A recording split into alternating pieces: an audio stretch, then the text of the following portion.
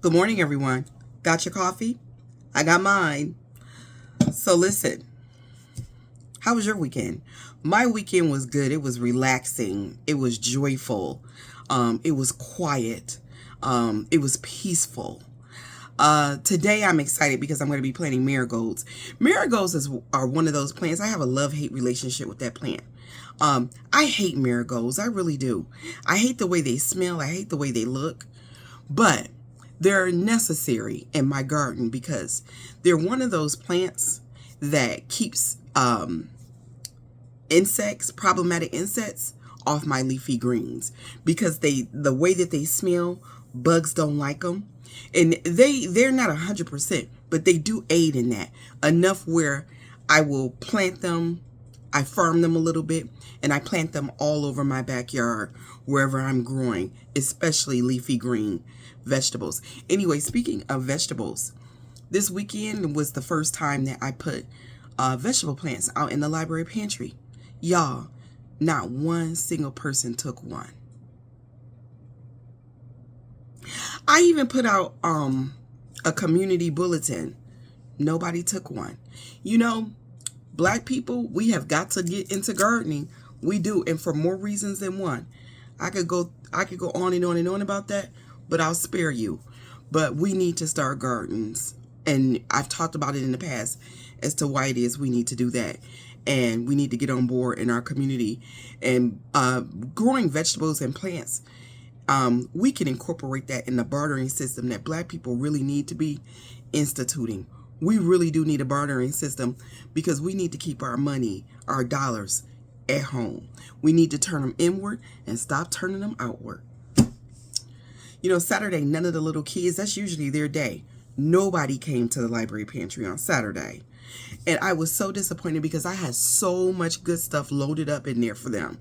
And none of the kids came. And I said, oh, well, and then Sunday, I said, okay, let me open it. And then every kid in the neighborhood was in it. They almost completely emptied me out, except for the food portion of the library pantry. Everything was gone. They even took a lot of books. So I had to restock the books. I had to restock the snacks, Pop-Tarts, juice. Thank God we got more in because they took everything. I guess it was just a relaxing, fun-filled Sunday for them too. So, okay. Enough of that. Anyway, listen. I know you don't want to hear about that. Anyway, I am not a sports fan. I was a boy mom. People cringe when they hear that term, but trust me, when I mean that term in the sense that I was a mother to boys only. That's the sense that I mean it. And, and so they were obviously into sports. And I can remember taking my oldest son, not my youngest son, but my oldest son. My youngest one didn't like football, but my oldest one loved football. Broke the same arm 3 times playing football, and he finally had to stop once orthopedic surgeons got involved in the whatnot. But he was great at it too. And he was a bigger than average kid. I used to have to walk around, with his birth certificate in my purse because the racist white folk, didn't want him flinging around these little white childrens all over the football field because he would run them over, and that was for real, for real. He was a big guy. That kid can't be 9 years old. He can't be 9. He was 9. Same age as your kid. He just big. But anyway,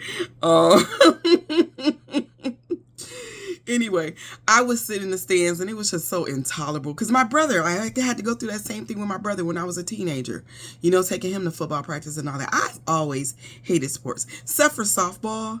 I used to love playing softball when I was a kid, and I tolerated playing basketball in gym class, but that's the extent of, but I really did love softball, and I was really good at that, and I really did enjoy it, but I'm just not a sports girly. But anyway, I say all this to say, did you see that prank that them white boys at Ole Miss played on, who is it, Shador Sanders? That was cruel. Everybody feels a way about Shador Sanders.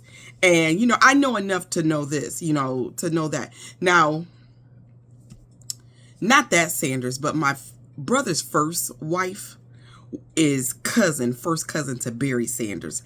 That's the extent of our football legacy, and it ain't even our legacy. But I remember one time serving Deion Sanders. Guy got big, big, big feet. And it was in a Michigan restaurant way back in the day when I was really, really young, before I got hired at Chrysler. And that's the extent of that. But anyway, just fun fact.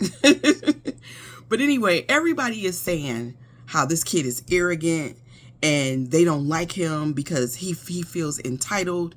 And you know something? Again, I know a little bit about sports. You know, I'm not completely ignorant. I just rather not.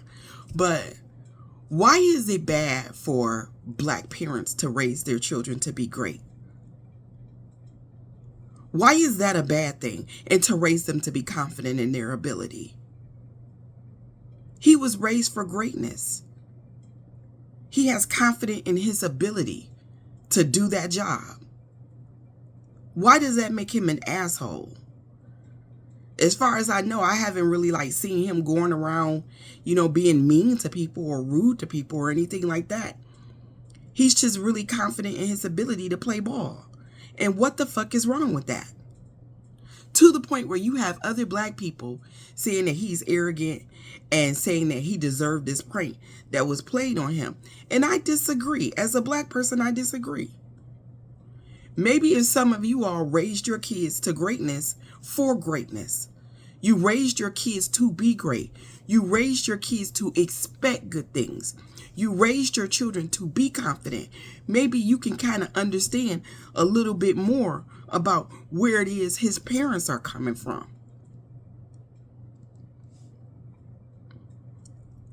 A lot of us, respectfully, have failed our children.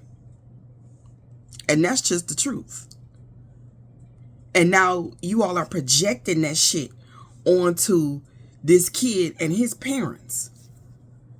Seems to me they've done a phenomenal job with him. He's realizing his dreams.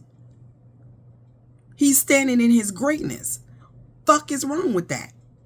He's a great QB. Fuck is wrong with that? And he knows it. Fuck is wrong with that? Fuck is wrong with y'all? Speaking of what's wrong with y'all, let's keep this conversation going. Mahendra Patel. Do you know who that is? Let me tell you, if you don't know who Mahendra Patel is, let me tell you who that is. This is the Indian gentleman who was in a Walmart and he was accused by, what was her name? Carolyn Miller, of attempting to kidnap her child when all he did was ask this white woman where the Tylenol was. And I log on to social media. I log on TikTok specifically. And I see black creators, some of my favorite ones. Black creator after black creator after black creator after black creator leading this charge to defend this man from this white woman. And I'm just sitting here like, I thought we were resting. I thought we were resting.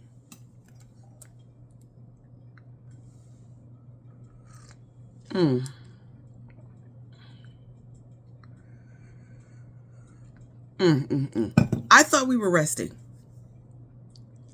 It's like you all can't help yourselves. And you know what? I have two reasons why I believe that black people just can't stop this thing that we do, where we always caping up for somebody.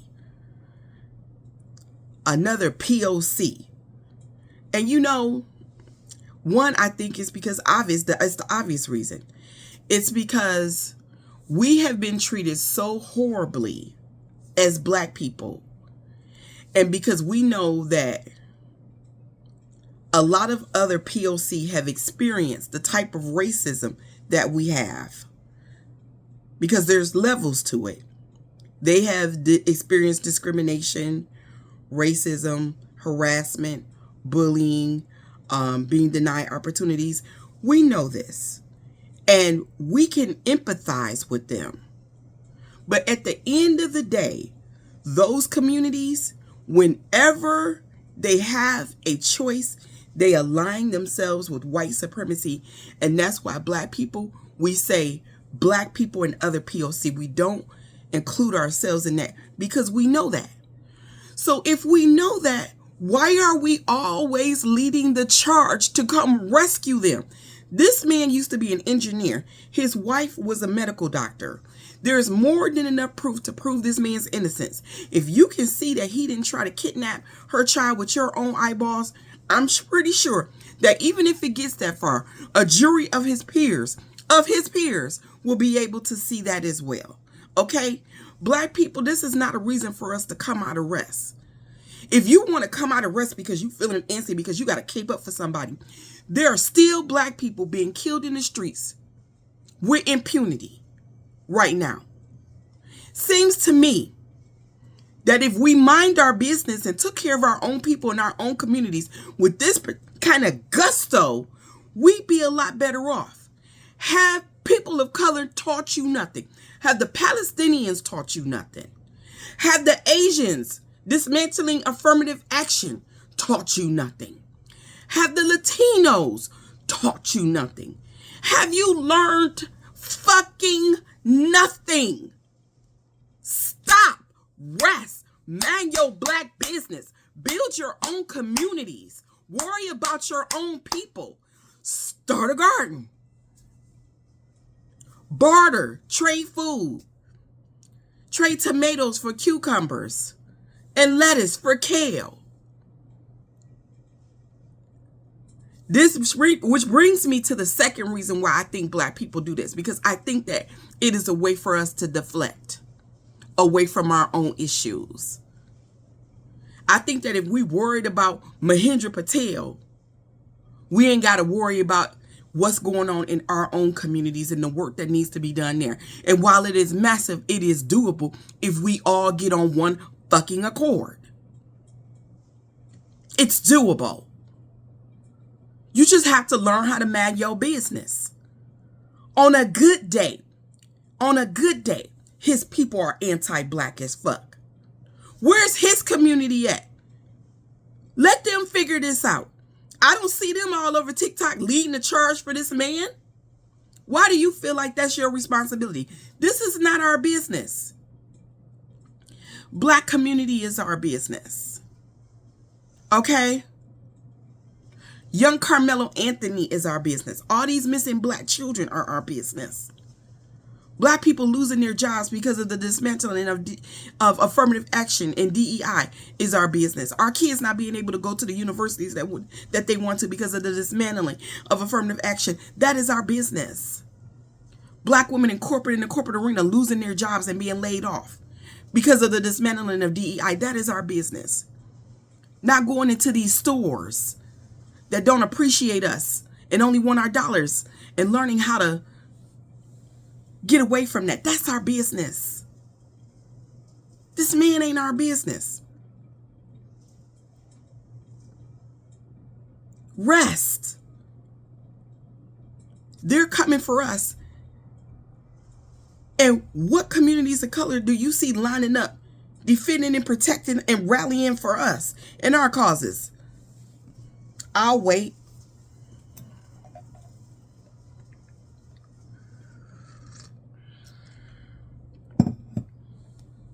Stop caping up for everybody. If you want to put on a cape, put on the cape for blackness. Worry about ourselves, okay? Because we are worthy. We are worthy of the fight. Fight for us. And if you see a black creator talking about this situation and defending this man, send them this video. Because sometimes we ain't aware of what we doing because we get so caught up and wrapped up into old behaviors that we need to be deconstructing from within ourselves. Now is the time, I'm trying to tell you, for black people to worry about black business solely and purposefully. It's us first. Y'all keep going outside of that and our work don't get done. And no one is going to do our work but us. And we have to build ourselves up for that. A lot of us, listen, a lot of black people don't have the backbone for it. We know that. And a lot of black people ain't built up for it. We know that. But if we keep talking, keep pushing, keep striving, keep instructing, keep teaching, keep learning, we can help them get there. But we ain't gonna never get there rescuing everybody else. Stop that nonsense. Stop. With that being said, that is all that I have for today. If you would like to support this platform, I thank you very much for that. I will leave my Cash App and my Venmo down in the comments. If you would like to support our wonderful library pantry, I will leave my Cash App and my Venmo down in the comments. Remember, gatekeep blackness. Do something good for blackness today. Be righteous. Help your people. Help your own. Build your own communities up. We are entitled to this. We are not the mammies of the world. That is not our responsibility to save everybody. It is our responsibility to save ourselves. It starts at home. Have a good one.